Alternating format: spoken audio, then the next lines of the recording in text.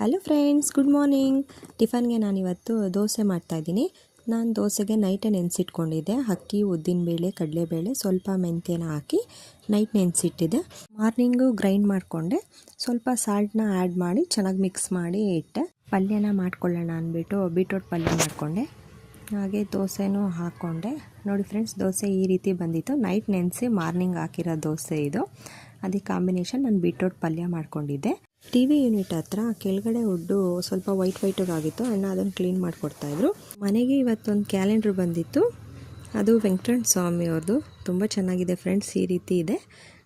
ದೇವ್ರದ್ದು ಒಂದೊಂದು ಅಲಂಕಾರನೂ ಒಂದೊಂದು ಮಂತಲ್ಲಿ ಹಾಕಿದ್ದಾರೆ. ಇವಾಗ ಆಲ್ರೆಡಿ ಬಿಸಿಲು ಸ್ಟಾರ್ಟ್ ಆಗಿರೋದ್ರಿಂದ ಸ್ವಲ್ಪ ಜ್ಯೂಸ್ನ ಮಾಡ್ಕೊಂಡು ಕುಡಿದ್ವಿ. ಹಾಗೆ ಕಿಚನ್ ಎಲ್ಲ ಕ್ಲೀನ್ ಮಾಡಿ ಆಯಿತು. ಸ್ವಲ್ಪ ಗ್ರೋಸರೀಸ್ ಬೇಕಿತ್ತು, ಅದನ್ನೆಲ್ಲ ಲಿಸ್ಟ್ ಮಾಡ್ಕೊಳ್ತಾ ಇದ್ದೆ.